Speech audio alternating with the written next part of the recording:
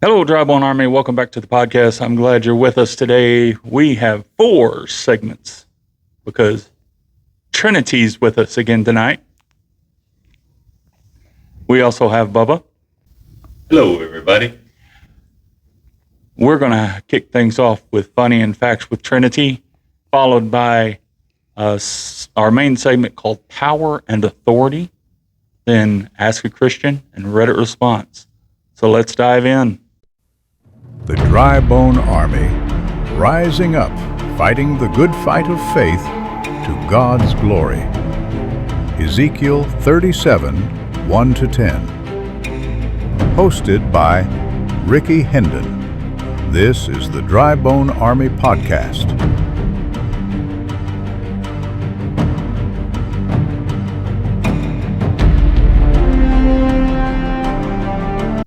All right, like I said, we're going to get things kicked off with Funny and Facts with Trinity.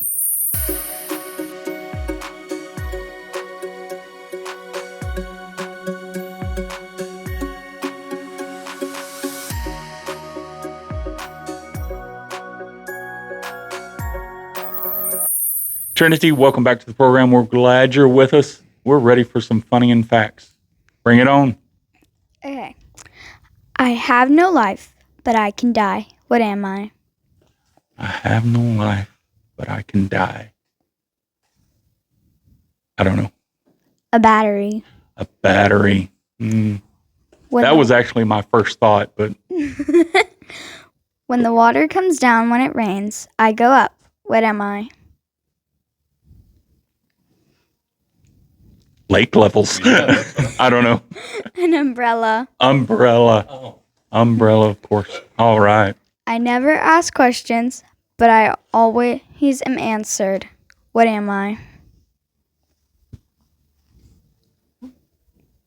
One ring-a-dingy. 2 ring-a-dingies. It is a phone.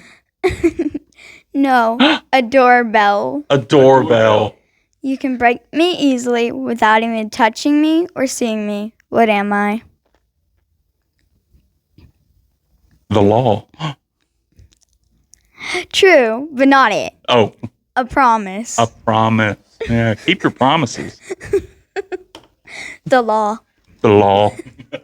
Don't break the law. I am the law. Well, I was thinking silence. That's also true. Breaking silence. True. Oh, never mind. I'm not going to say what I was thinking. Anything else? No? All right. That was Funny and Facts with Trinity. Trinity, again, is going to stay with us throughout the podcast and put in her wonderful 2 cents. So we've got our second segment, our main segment, Power and Authority, coming up.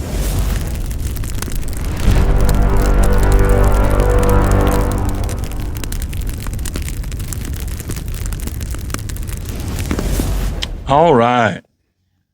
First segment is Power and Authority. Now, this, as of the time of this recording, last week in our men's group, in our Kingdom Men Sunday class, there was a guy in our group who, in the midst of our conversation, said he had seen a video of this woman giving a teaching, and she said, there are 2 that have power on earth, God and Satan.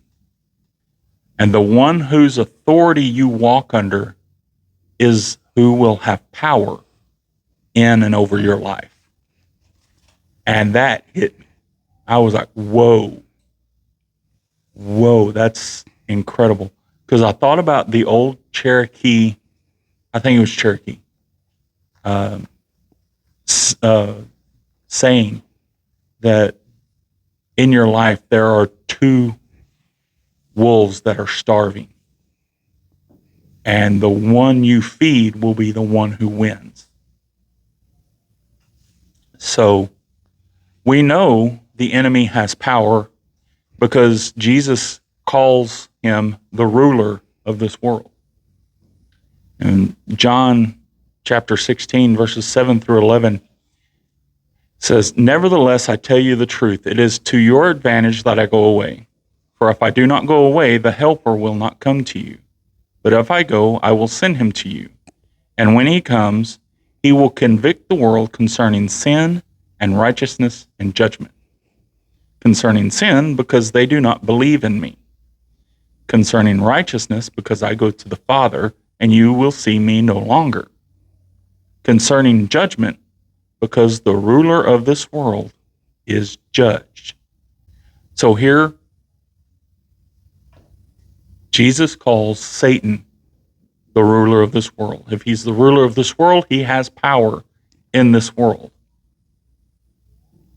Let's look at John 12:31. Trinity, would you read that for us? John 12:31. Now is the judgment of this world. Now will the ruler of this world be cast out. Okay, so Jesus has power and authority over all creation and all created beings, including Satan. So he will cast the ruler of this world out. He'll cast Satan out of this realm. Okay? So Satan has power over this world, and he has power over our minds. And if we don't submit to God, he's going to cause us to have issue where we can't understand God. So let's see what Paul has to say. 2 Corinthians 4:4. Bubba? In their case, the God of this world has blinded the minds of the unbelievers to keep them from seeing the light of the gospel of the glory of Christ, who is in the image of God. Okay, so the God of this world, the ruler of this world, Satan, he blinds the mind of unbelievers, and he convinces them that there is no light in the gospel. Christ doesn't exist, or he turns them away from Christ, from God. We're told that we're in war with the ruler of this world. Ephesians 6:12, "For we do not wrestle against flesh and blood, but against the rulers and against authorities, against the cosmic powers over this present darkness, against the spiritual forces of evil in the heavenly places." We are in a spiritual war against the rulers, those that have power in the spiritual realm of this world. Now, God's power and authority is demonstrated in Jesus, who in turn gives his followers authority. Mark 1:27. Trinity, would you read that for us? Mark 1:27. And they were all amazed, so that they questioned among themselves, saying, "What is this? A new teaching with authority, and commands even the unclean spirits, and they obey him."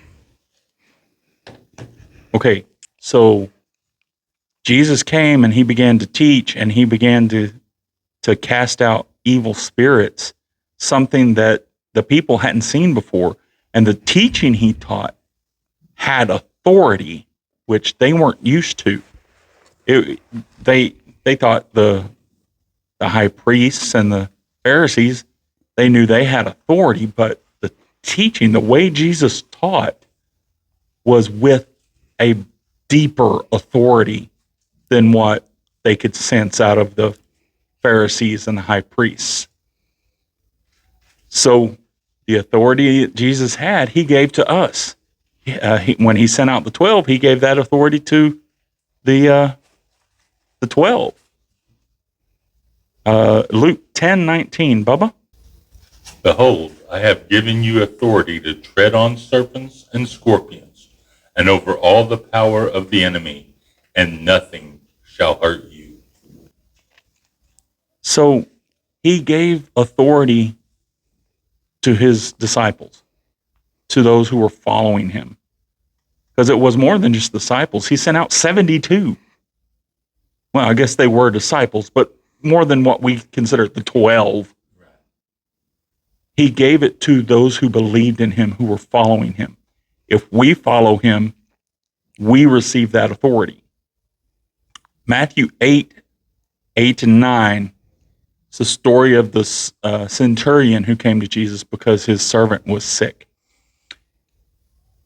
But the centurion replied, Lord, I am not worthy to have you come under my roof, but only say the word and my servant will be healed. For I too am a man under authority, with soldiers under me. And I say to one, go, and he goes. And to another, come, and he comes. And to my servant, do this, and he does it. So the centurion recognized Jesus was under the authority of God. He had God's authority to do what he needed to do, to what he could do. So he told Jesus, you don't have to come see my servant. You just got to say the word because you have that power. So, again, Jesus has all that authority. He gives it to us. Matthew 28:18, Trinity. And Jesus came and said to them, all authority in heaven and on earth has been given to me. Okay, so all authority in heaven and on earth has been given to Jesus. We believe in Jesus. We follow him. We have a relationship with him. And we will receive the same authority. We're co-heirs with Christ, so we receive what he received. And as we have that relationship with him, the authority and power that the enemy has can't touch us, can't harm us. But we have to continue in that relationship with Jesus. Trinity, what do you think about power and authority? Well, like it said, the ruler of this world. An emphasis on this world. Not in heaven, not of your heart, not of your mind, not of your soul, of the world. I love having her on here. Golly. She brought that right to the point. It's of the world. It's not of us. Yep. Good grief. Bubba? You're going to make me follow that. Absolutely. Wow. It is. I mean, it hasn't been until recently in my life that I have thought about God not being the ruler of all the world. It is the enemy. It is Satan who rules on earth, who controls what's going on. Because of the sin in the garden, Satan has control of earth. But God, through Jesus, can give us the power to shut his power down in our life. All we have to do is accept Christ as our Savior. Absolutely. All right. Power and authority. That was a good segment. Don't forget to subscribe. Hit that bell on YouTube so you'll get notified every time we upload new content. Give us a follow on your favorite podcast platform if you're not watching us on YouTube. But be sure to be either following or subscribe. We'd love to have you. Coming up, Ask a Christian.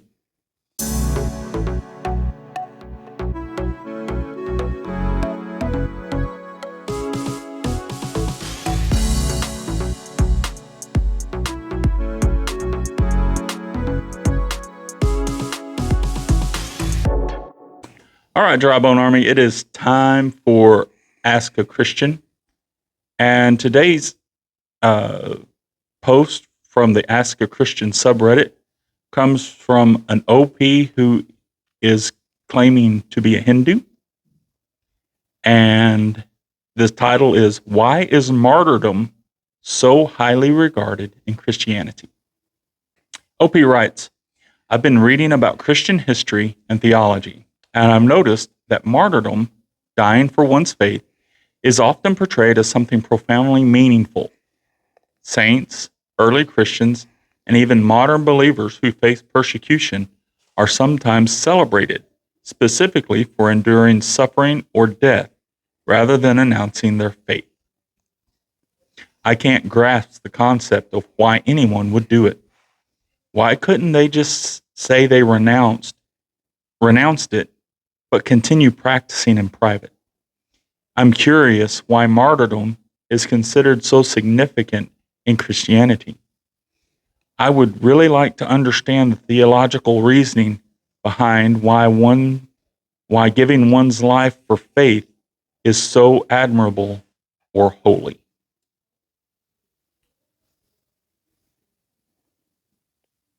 Let me ask you this, OP. Who do you know that would be willing to die for something that they knew was a lie? Okay. Or even go to prison for something that they knew to be a lie.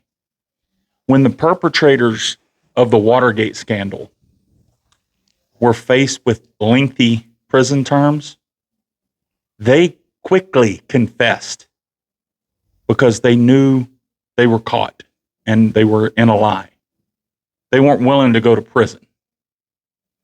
But when the early believers faced horrific deaths, if they renounced Christ, they gladly accepted death as a proclamation that Jesus indeed raised from the dead and ascended to the right hand of the Father. They knew, a lot of them, or some of them, saw him raised from the dead. He told us that we were going to die or face persecution. While our ultimate goal as Christians is to spend eternity with God, our death, regardless of the why or how, brings us to that. 2 Corinthians 5:8. Bubba? Yes, we are of good courage, and we would rather be away from the body and at home with the Lord. Okay. Laying down our lives for our faith or in defense of someone else's in faith is an act of sacrificial love. Jesus told us in John 15:13, greater love has no one than this, that they lay down his life for his friends. And though it's not a requirement for all who believe, some have been called to just that. Revelations 2:10, Trinity. Do not fear what you are about to suffer. Behold, the devil is about to throw some of you into prison, that you may be tested, and for 10 days you will have tribulation. Be faithful unto death, and I will give you the crown of life. Okay, so some will be thrown into prison. Others might even be put to death. But we all must be willing to lay down our lives for the one who laid down his life for us. Matthew 16:25. For whoever would save his life will lose it, but whoever loses his life for my sake will find it. See, it's an acknowledgement of Jesus' love for us and the truth of him being the Son of God. Matthew 10:32 and 33 says, so Everyone who acknowledges me before men, I will acknowledge before my Father who is in heaven. But whoever denies me before men, I will also deny before my Father who is in heaven. So, martyrdom, dying for our faith. Jesus died for us so we can live. So, our death for him and for our belief in him just brings us to life in him. I've heard it said that you can't kill me, you're just going to transplant me. This body may die, but I'm going to wake up in heaven. I'm going to wake up with the King. Trinity? I don't know what to say, but this kind of goes perfectly along with Easter, which is coming up soon. Bubba?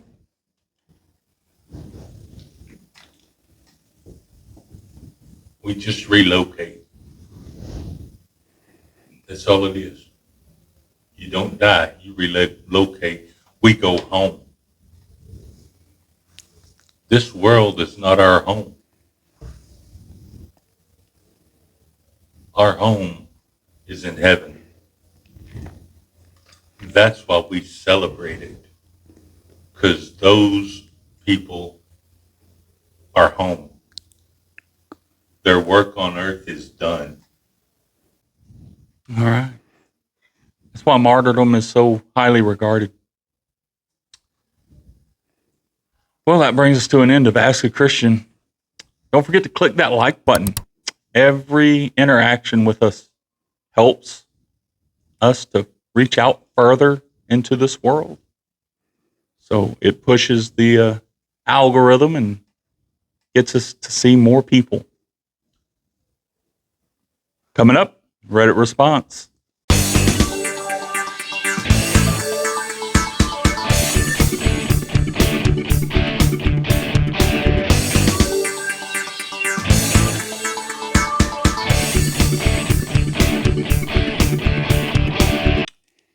All right, it's time for Reddit response. And this one is entitled, There Are No Miracles Today? It's a question. It has a question mark. OP writes, I'm searching for people who've witnessed literal miracles, but I found basically none. And worse, people who said being alive is a miracle. For my anger, well, all know what miracle means. That's not worse than I was jobless and God gave me a job. But I still want hope. I think I'll give another try. Have any of you ever experienced or witnessed with solid proof a miracle of those people who would say that's totally impossible? And by prayer, it becomes possible. For such things do not exist. Several years ago, on a Wednesday night, I got a call that one of my life group members had some heart issues and was in the ER. Another one of our life group members and I, he picked me up and we went to the hospital. We were meeting up with more members of our life group and we were going to surround him and pray for him. He had been moved to a room out of the ER by the time we got there. And they were telling him that they were going to monitor him overnight. And then in the morning, they were going to open him up. And I think they were going to put in a stent because he had what they called the widowmaker blockage, big time blockage. And so I think they said it was a 95% blockage. So massive. So they were going to operate in the morning, and we prayed over him that night. And my prayer specifically was, God, confuse the doctors. Take this away from him. and that when they check one more time before they have surgery, it's gone. And they're bewildered. They can't find it. They don't understand. That morning, the next morning, the doctor did say, okay, I just want to make sure what I'm looking at, where I'm going in on the surgery, we're going to take images one more time before we go put you under. They did the image, went to the doctor for him to read it, and the doctor came back in, showed him the image from yesterday, from the day before, said, here's the blockage. Here's the image from today. It's not there. It's gone. I don't understand. You had a 95% blockage yesterday, and today it's gone. That is a miracle. That's God responding to the power of prayer of fellow believers. You ever witnessed a miracle? Yeah. So this one's like a little more recent. It happened not too long ago. It actually happened twice. And so, like, my new phone, it had gotten like a little crack in the screen, and like nothing over there had worked. And I was like, what? And then, so I went to go show him and my mom, and my mom said to pray over it. So I did that because, it's a phone and it's brand new. So whenever I did that, I just went away to go grab a snack. I came back and it was gone. And then, like a week later, it happened again. So I prayed again, then went to go pet my cat, and it came back, all gone. I don't know how that works, but it worked. Some of y'all want to dismiss that as something childish. She put faith behind it. Amen. God is faithful to the prayers of those who follow him and call out to him, even in the most little things like a little crack in your screen. God, he wants you to come to him. Bubba, what about you? You say that people who say being alive is a miracle, you get angry about it. But let me tell you a little story that happened in November of 2007. I was coming home from work, and I was driving a old GMC van because my car was in the shop. And this was my dad's van, family van, that we were using for storage for a lot of stuff. It was still drivable and everything, but we didn't drive it very often, and it had storage stuff in it. My dad was also a volunteer fireman, and he had a big D-cell battery attached to one of the walls. When I rolled that van coming off of a bridge, an icy bridge, and I rolled that van at least 1.5 times, maybe 2 times, because of I rolled it in a barbed wire fence, and the barbed wire went all the way around the van. Stuff from the back of the car, toolboxes, heavy boxes, that flashlight, a fire extinguisher, all landed behind the driver's seat. But I walked out of that van unharmed. The truck behind me stopped. One of the guys on their cell phone called 911. The other guy ran to the van, crawled up on the passenger side because we were laying on the driver's door. Or I was laying on the driver's door. I was the only one in there.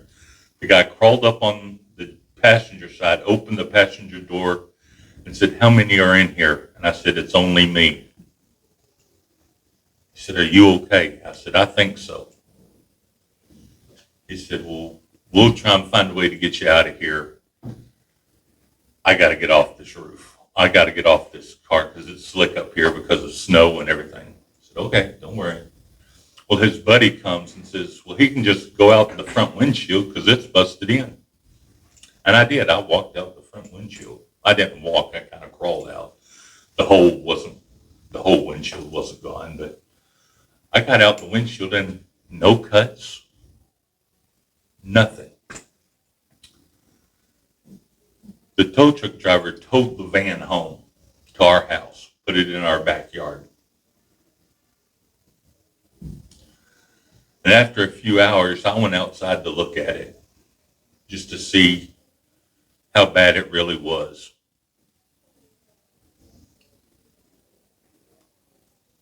The windshield was busted out on the driver's side. It was busted into the van. Mind you, I have no cuts, nothing, but glass is embedded in the driver's seat. Glass shards are stuck into this seat where I was sitting.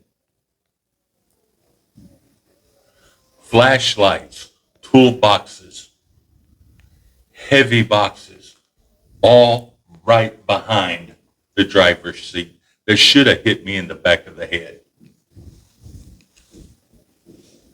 but they didn't. Why? Because God's hand protected me. God's angels protected me. My guardian angel, that everybody talks about, they have a guardian angel. If that's true, he retired that day. And I had to get a new one. Because he was standing back there going, boom, there's that. Ooh, I knocked the fire extinguisher way over. There's a flashlight. Glass coming at me. How did that not hit me and go into the seat? But God. But God indeed. Well, that brings us to an end of Season 3, Episode 9 of the Dry Bone Army. Glad you're joining us. Don't forget, we are on Rumble. It's a YouTube-style video streaming service. Be sure to check us out on Rumble. You can check us out on YouTube. Check us out wherever you can, any of our podcast links. Like, comment, share, subscribe, do all the things. You know what to do. Send us an email. Let us know, where in the world are you listening to us from? We've got listeners all around the globe. We'd love to know where you're listening to us from. We'd love to hear from you. What platform are you listening to us on? We'd love to know that. Are you on Spotify? Are you on YouTube, Rumble, Podbean, Apple Podcasts? Let us know. Ask us a question. We'd love to use your question on Ask a Christian. Trinity, thanks for joining us. It's time to say goodbye. Bye, everybody. Bubba, time to say goodbye. Goodbye, everybody. Thanks for joining us, everybody. We'll see you in the next one. We love you. This has been the Dry Bone Army Podcast. You can email us at drybonearmyezekiel37@gmail.com. Thank you for joining us.